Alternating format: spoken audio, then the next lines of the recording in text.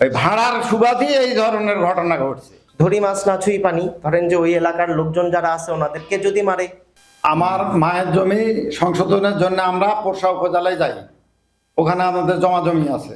আমার বাড়ি হলো স্টোরি অফিস যাই, আমার বাড়ি হলো সাপাহার উপজেলা। ওখানে আমরা সংশোধনে যাই, ওখান থেকে আমাকে সুমন নামে ছেলে রেজিস্ট্রি অফিস থেকে বের করে যে ভাই গল্প আছে বলে। বের করার পরে ওখান থেকে বাবু কামাল সুমন আরও অনেকেই এখান থেকে আমাকে মায়ের ধর কিল ঘুষি করে রেজিস্ট্রি অফিস থেকে আমাকে তুলে নিয়ে যায়।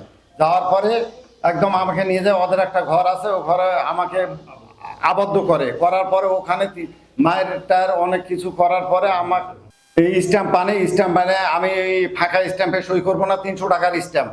শেষে 300 টাকার স্ট্যাম্পে জোর করে আমার থেকে সই নেয়, নিয়ে আমার কাছে 17 লক্ষ টাকা চাঁদা দাবি করে। আমি না দিতে চাইলে আমাকে ওখানে আবার মারধর করে। কে বা কার, আমার ভাই ছিল ইয়াতে রেজিস্ট্রি অফিসে, ওই সই করতেছিল। ওই থানাতে 999-এ ফোন দেওয়ার পরে পুলিশ আসে আমাদেরকে উদ্ধার করে অনেকক্ষণ পর। আমি তো এটা জানি না যে কি বিষয় কিয়া, পরে আসে আমাকে তারা উদ্ধার করে। তার মধ্যে আমাকে কিল ঘুষি আমাকে মেরে ফেলবে, হাত কাটবে, পা কাটবে, এভাবে করে 1 ঘন্টা আমাকে ওখানে আবদ্ধ করে। ওখান থেকে থানাতে আমরা অভিযোগ দিতে যাই, তখন এখানে আমার জমা জমি আছে হলো ট্যাট্টা, ওদের এর আগে ভাড়া ছিল আর 1 একর 58, তা আমি পাবো ভাড়া, আর উল্টা ওই আমার কাছ থেকে চাঁদা দাবি করতেছে। 2008 সাল থেকে 24 সাল পর্যন্ত আমি ভাড়া পাবো। আমার হিসাবে আমি 4,42,000 মানে আনুমানিক কয়েক টাকা পাবো। এটা উল্টা বাদ যাক, এখন উল্টা আমাকে প্রাণনাশের হুমকি, মায়ের ধর, অমুক সমুক, মানে হিসাব ছাড়া। এখন আমি আর সুষ্ঠু বিচার চাই, এবং আমার অনেক সে করছে, হুমকি টুমকি দিছে। আমি তো ভাড়া পাবো, এখন ওরা জমিরা, কিন্তু ওরা এখন ভাড়াতে জনাক দিয়ে দিছে ভাড়া। ওই লোকেরা আমাদেরকে ভাড়া দেয়, আমরা ভাড়া খাই।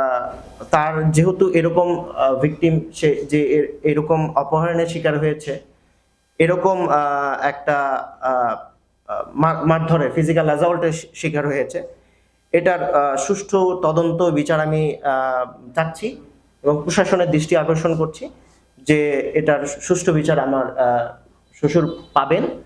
এবং তার কাছে বর্তমানে অনেক প্রাণনাশের হুমকিও আসছেন, সে ফোন পাচ্ছেন। আর আমার তারপরে আর একটা কথা, উনি ওনার অধিকারটা তো পাবেন। ওনার অধিকার সেটা হলো ওনার জমি বিষয়ে যেই রিলেটেড ইস্যুগুলো আছে। এখন আমার জমি আমি যদি না পাই এবং আমাকেই উল্টা প্রাণনাশের হুমকি দেয়, এটা কি ধরনের আইন? পুলিশ থাকতে এবং প্রশাসন থাকতে আমরা কি জনগণকে এখনো আমরা সাফার করব?